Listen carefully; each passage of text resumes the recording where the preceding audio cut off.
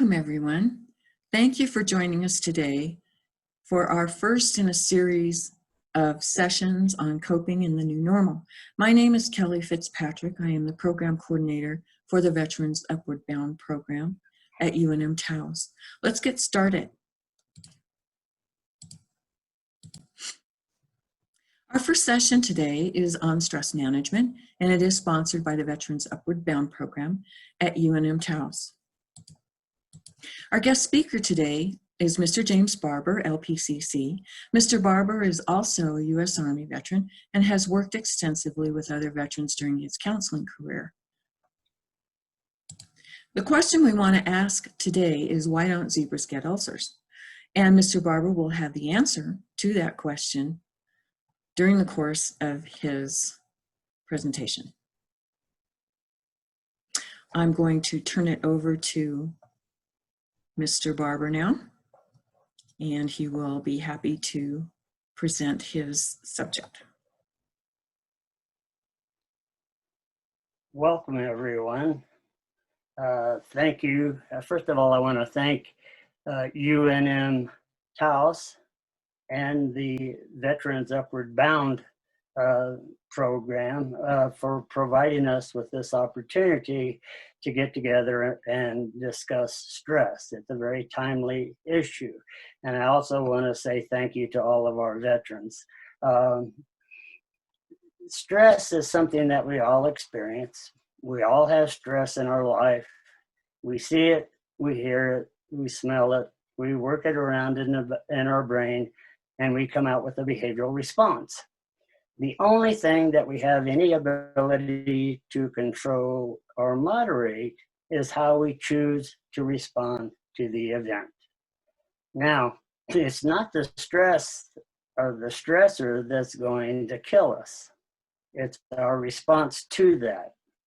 We typically get stressed out, and what do? We eat too much, we drink too much, we smoke too much, we get depressed, our blood pressure goes up, our cholesterol goes up, our waistlines expand, we get depressed, and so we start the cycle all over again. We start turning to comfort food.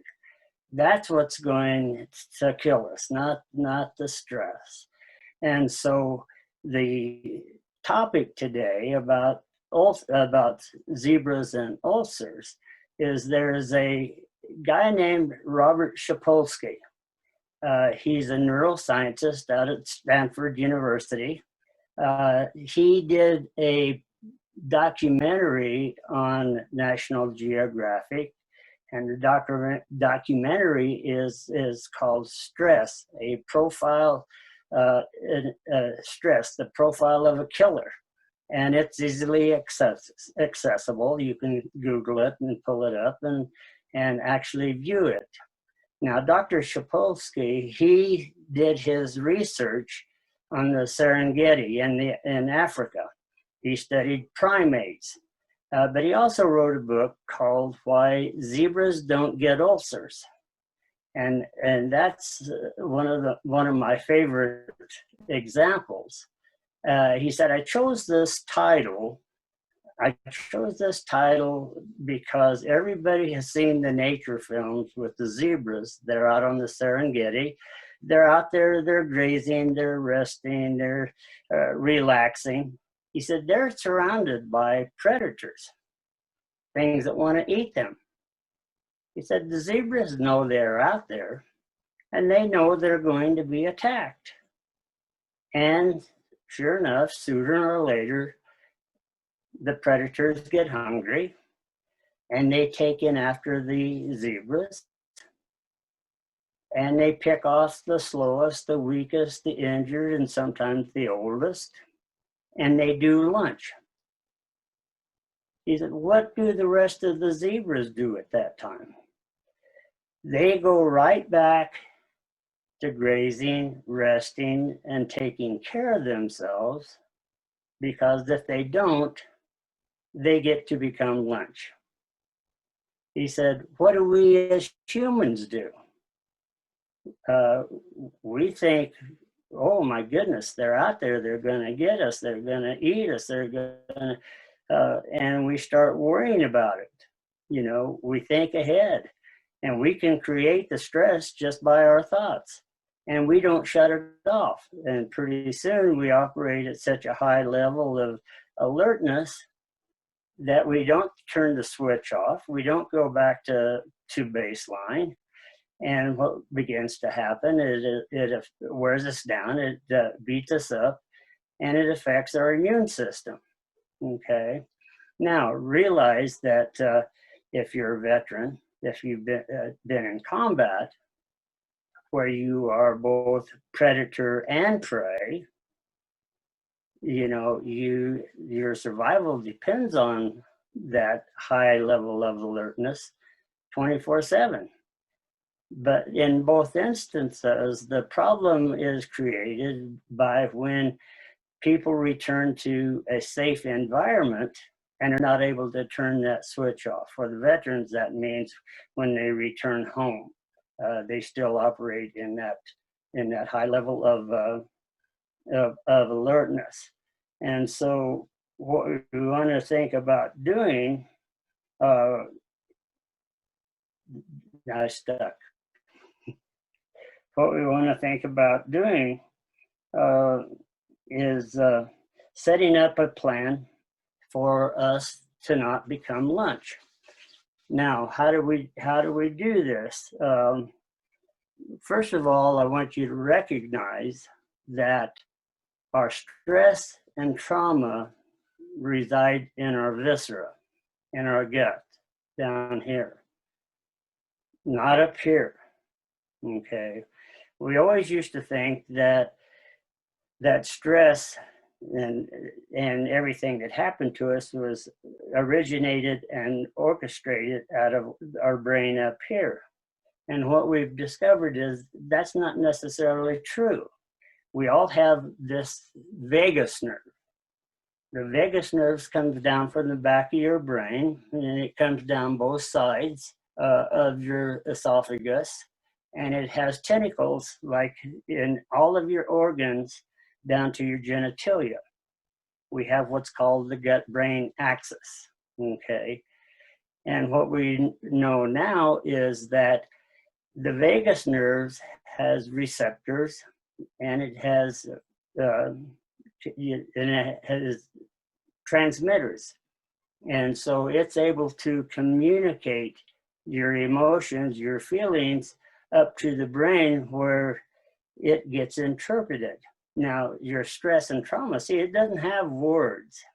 It has feelings. You ever had a gut feeling? You know, you ever had a gut reaction? Okay. You're going to feel it before you think it. You'll feel it down here. And then it kicks up here, you know. What is your feeling state? How do you recognize when you start to get stressed? You know, some people will feel it in the pit of their stomach. They'll get a tightness in their stomach. Some people will feel it in their tightness of the chest. Sometimes we'll start having trouble breathing. Sometimes you'll feel an acceleration of the heart going up.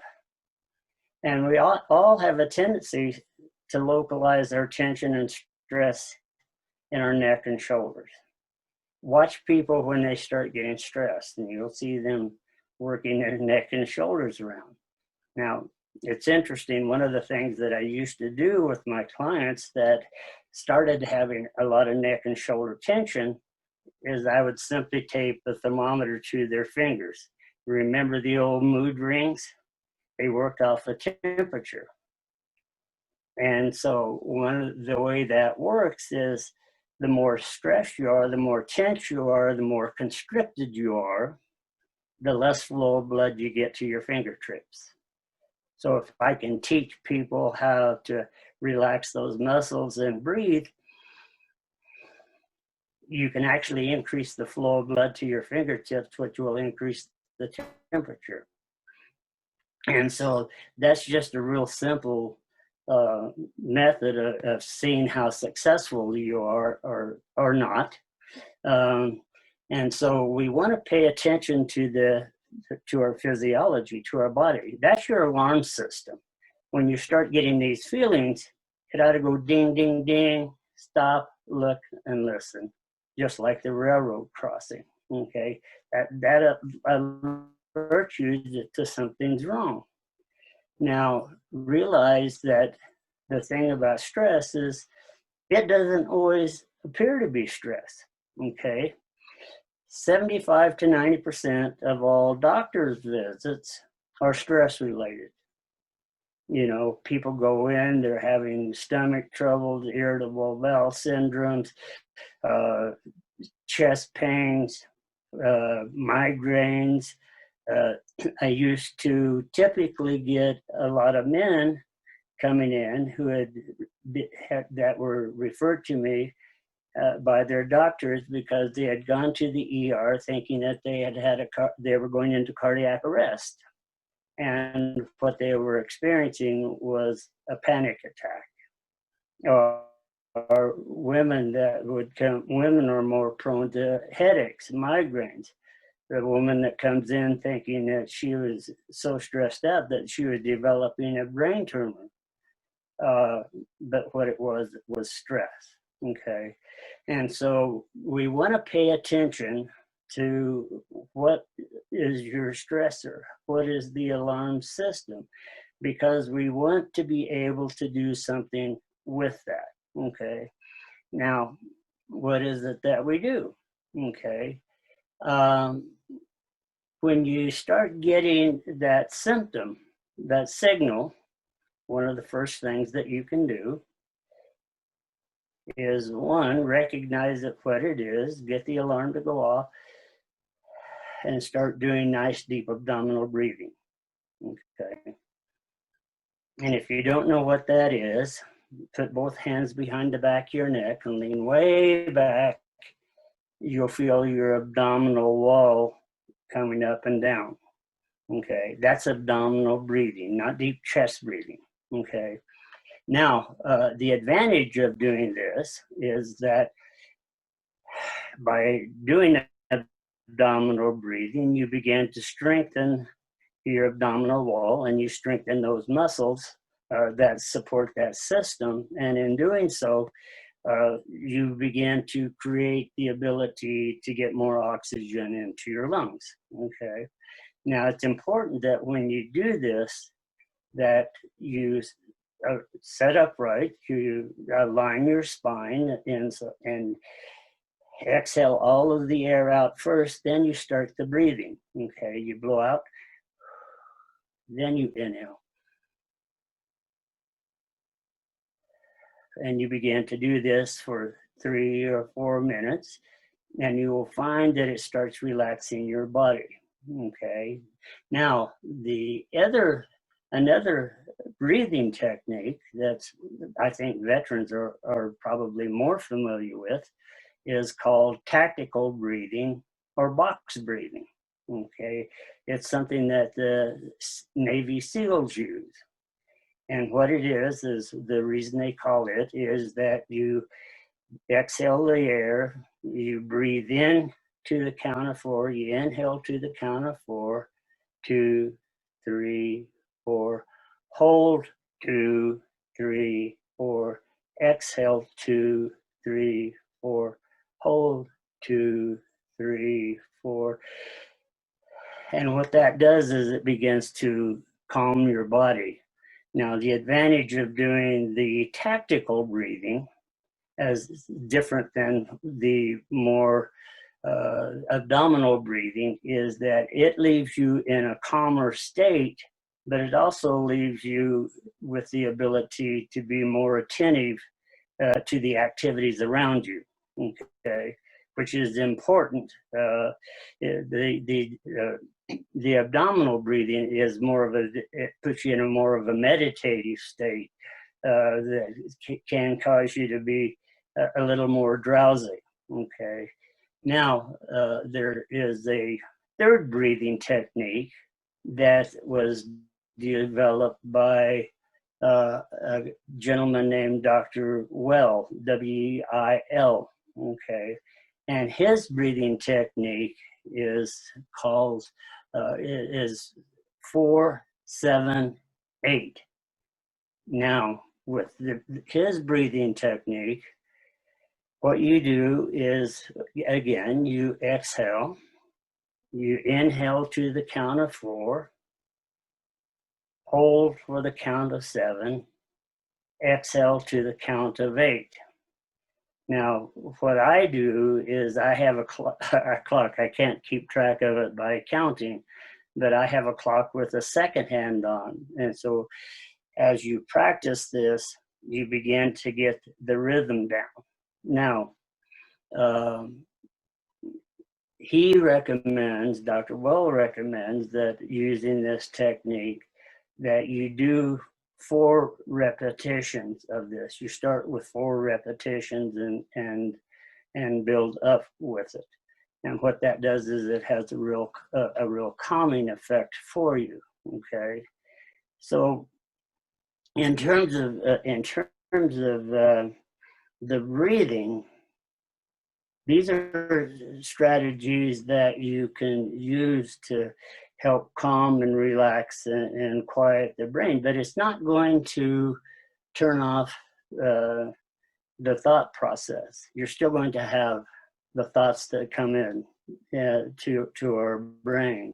Okay, and so what we want to do is to pay attention to that, because in the thought process, when it kicks up to the brain for interpretation, we typically have two ways of responding. Okay, it will kick up, and one of our ways of responding is the take charge method, which is, okay, this is bad, this is awful, I've been through tough times before, I can handle this, and I will handle this. Okay, and it's important because the way we think about it, our body responds in kind. The second way that we respond to it is when it kicks up, we get into the oh crap mood. Oh crap, this is awful. What am I going to do? How am I going to deal with this? And so what begins to happen in that case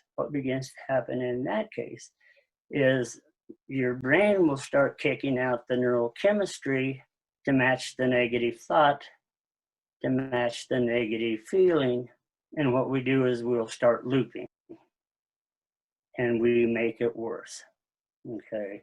And so you want to pay attention to that, because if you find yourself getting on board with the negativity, what you want to do is you want to reach up there and change the station.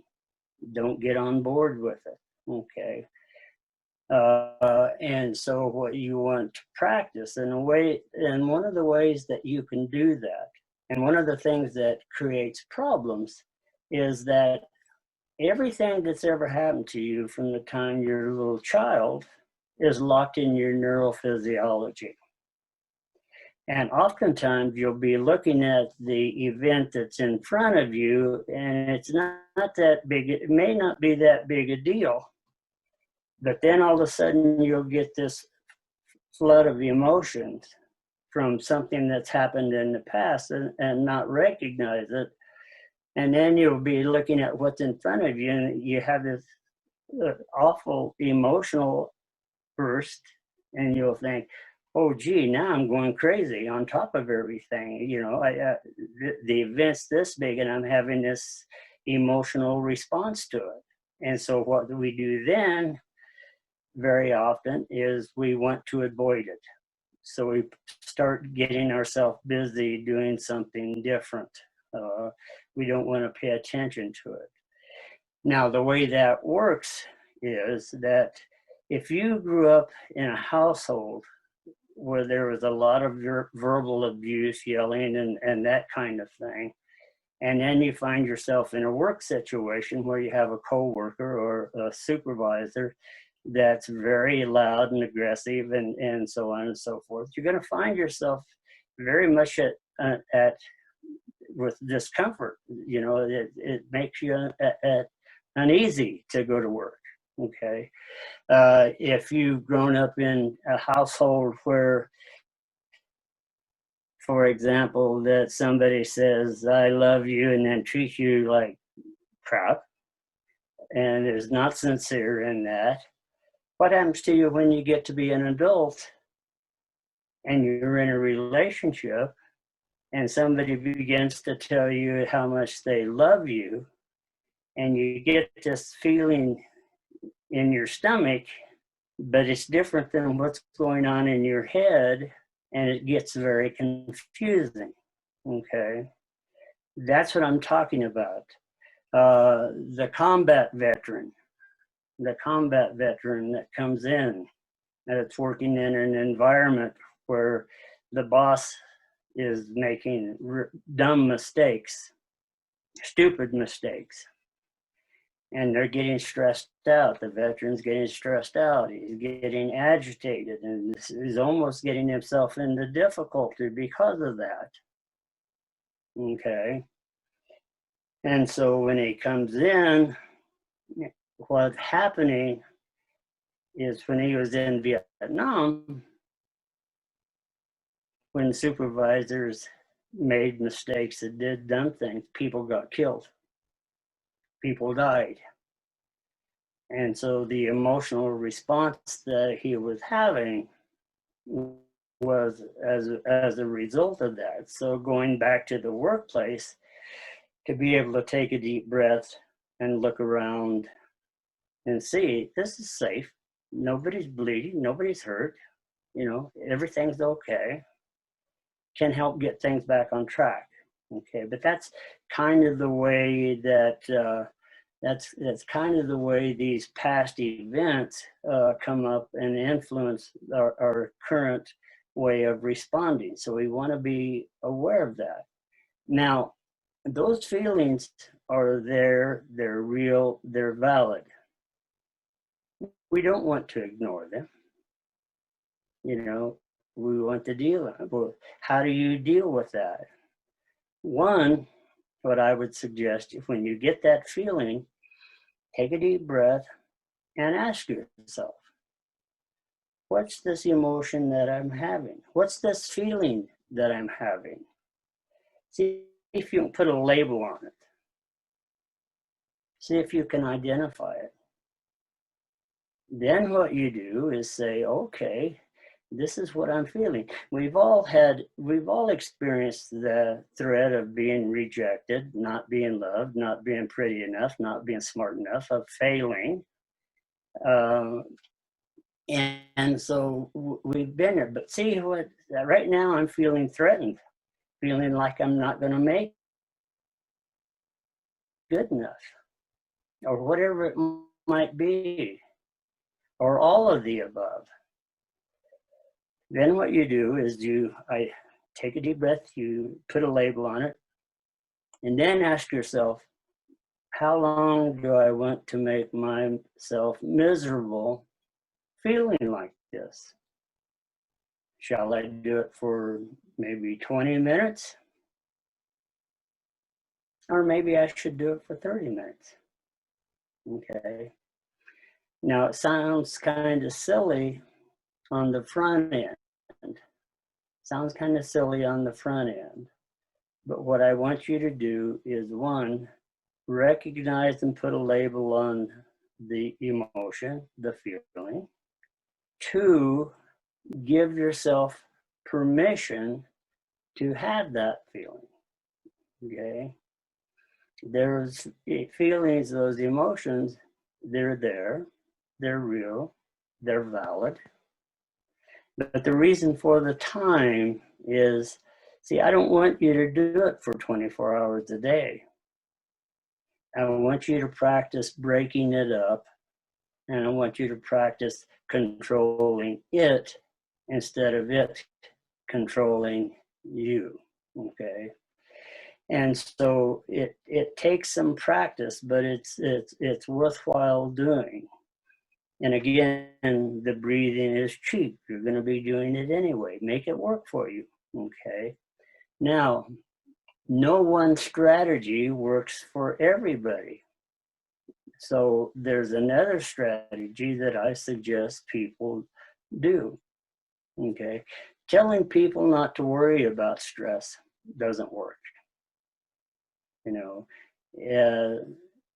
so what I suggest that they do, what I recommend that they do, is block off an hour each evening, sit down and worry.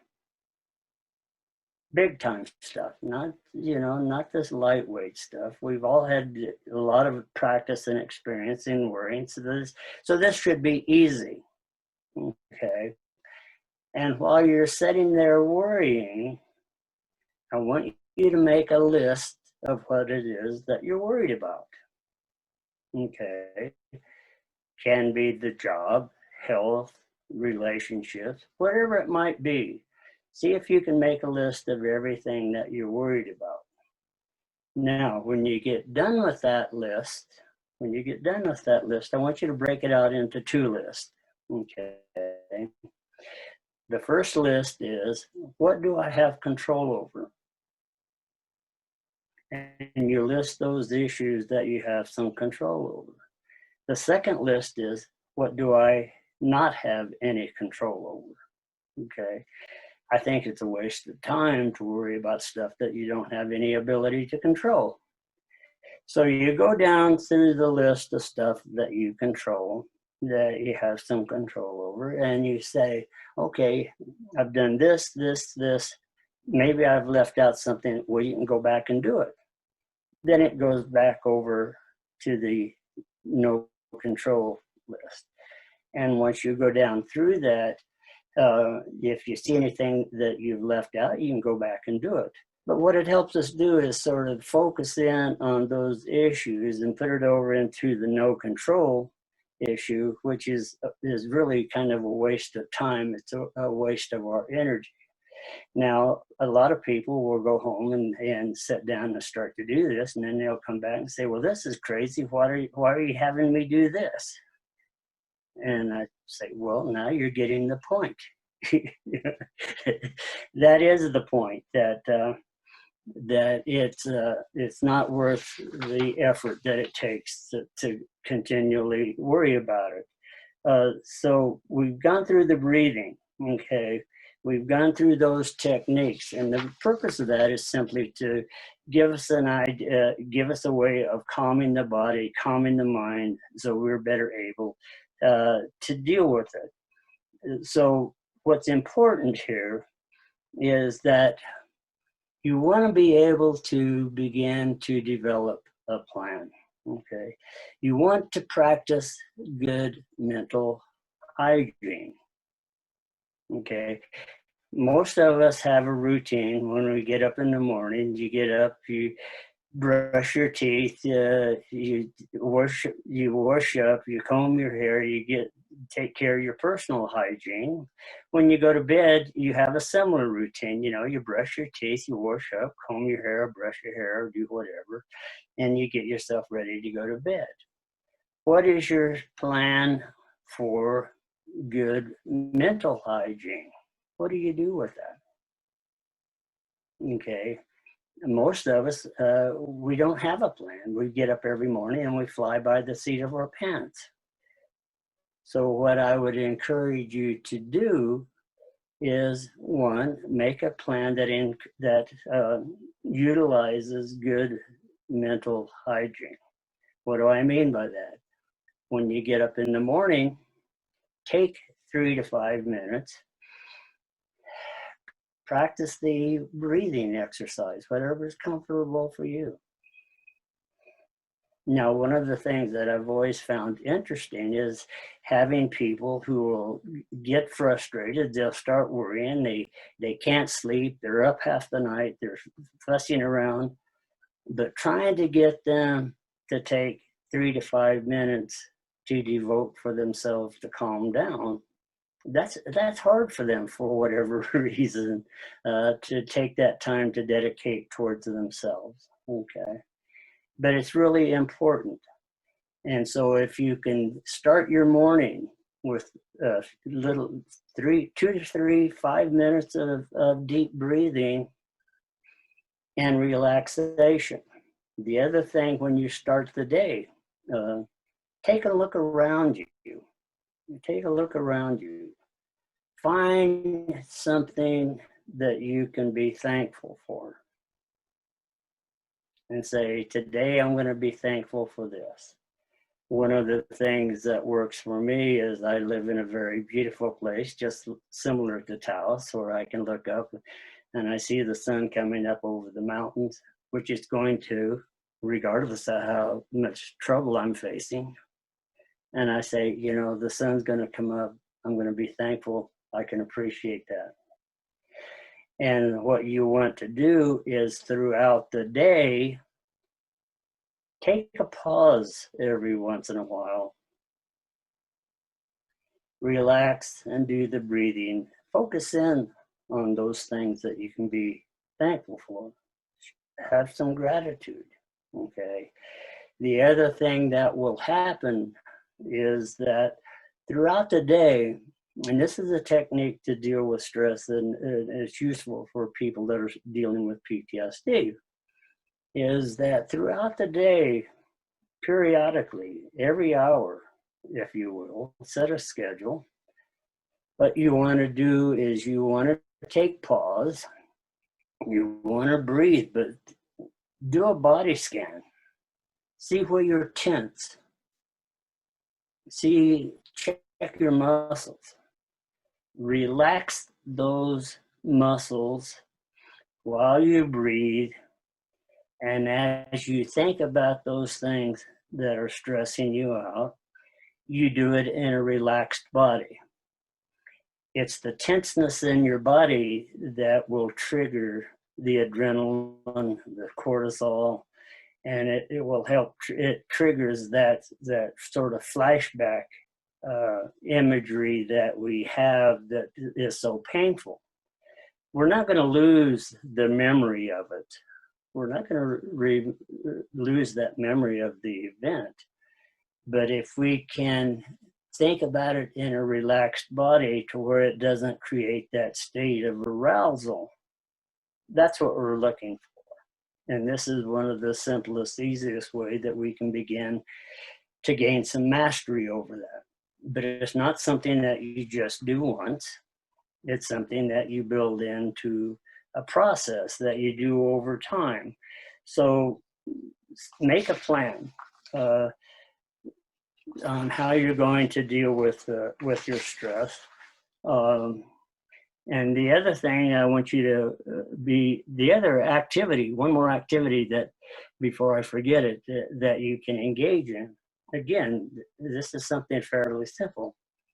If you can, get out and go for a good brisk walk. And do it in the sunlight. And if you can, don't wear dark glasses. Now, don't do anything to hurt your eyes. But if you can, get out and go for that good brisk walk in the natural sunlight. Nature's way of adjusting our serotonin levels is by natural sunlight through the eyes. It also affects your melatonin levels, which is your circadian sleep cycle. And it's cheap. It's free. And these are things that you can do. Figure out what works for you to make you feel better. Now, as we're going through this new normal,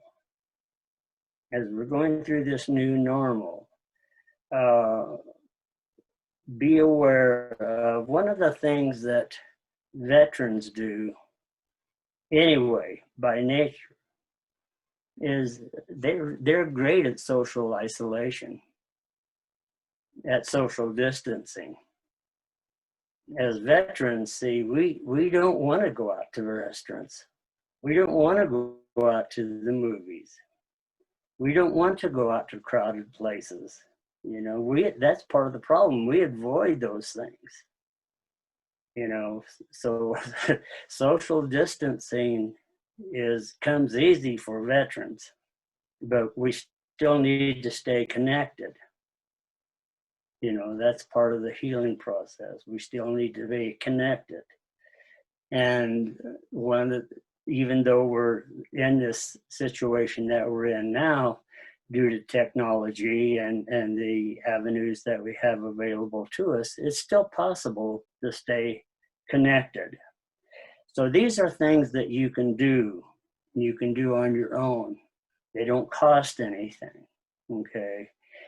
And they will go a long way towards your mental hygiene, your ability to cope with stress, your ability to cope with trauma, okay? And I want to leave you with a story that happened to me when I was still working teaching lab management about suicide awareness. A friend of mine had sent me this YouTube video.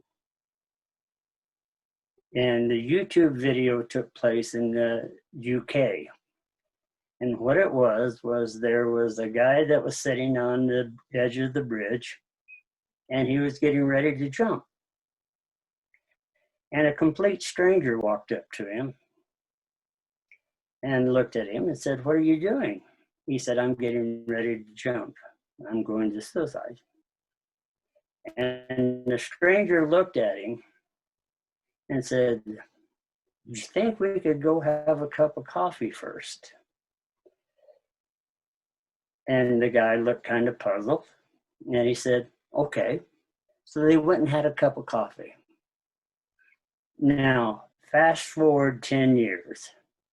The YouTube video was about the gentleman that was getting ready to jump, was trying to locate the guy that bought him the cup of coffee because he wanted to return the favor and say thank you. And it did have a happy ending because he was successful. But my point is, sometimes just, you don't have to be a therapist, you don't have to be a counselor, you don't have to be a psychiatrist, but just showing that act of caring. See, we don't know the struggles that some of our peers are going through. But if we can reach out to them and say, "Hey, you know, it looks like you're having a tough day. Can I get you a cup of coffee?" That goes an enormous way in helping people because it recognizes that they're having difficulty. Okay. So we want to maintain our reaching out. Now, during these times where we're social isolating, it's a little more difficult to go have a cup of coffee with one of our friends. They're starting to loosen up now. I have a plan at the end of this week with a veteran friend that we figured out a place where we can buy a cup of coffee, sit outside, table, do all the right stuff. And so it's still possible. Now, these are strategies, these are techniques that you can use to help manage and cope with stress, okay? But one of the things is that if you find these tools aren't working for you, and you've tried all the things that aren't, and you're still not getting that reprieve, and life is getting tough, seek out help. Get professional help. It's not a sign of weakness. It's a sign of strength. And the help is there available to you.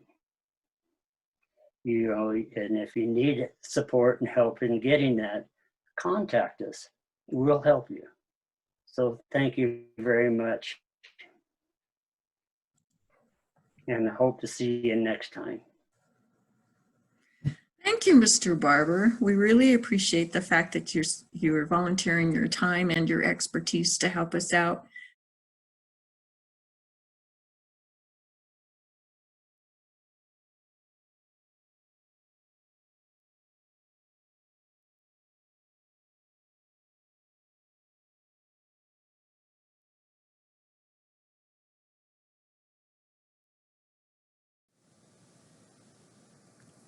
And here's how to contact the Veterans Upward Bound group. We can be reached toll-free at 1-855-357-3725. Our local phone number is area code 575-737-3725. You can also reach us through email at UNM Victor Uniform Bravo at unm.edu, and you can access our website at taos.unm.edu/Veterans Upward Bound, all one word. We have been issued cell phones to use during our remote work. I can be reached at 575-425-1724. Leonard Shepard, who is our educational site coordinator in Albuquerque, can be reached at 575-377-5355. Brandy Corey, our program manager, can be reached at 575-425-0430. Please keep in mind that if we call you from these numbers, it will not display University of New Mexico or Veterans Upward Bound when we call. So please make note of the numbers and answer if we call you. We'd also like to request that you make sure your voicemail is set up properly for your phone service and that you periodically clear out your voicemail box. If it's full, we won't be able to leave you a message. Thank you very much.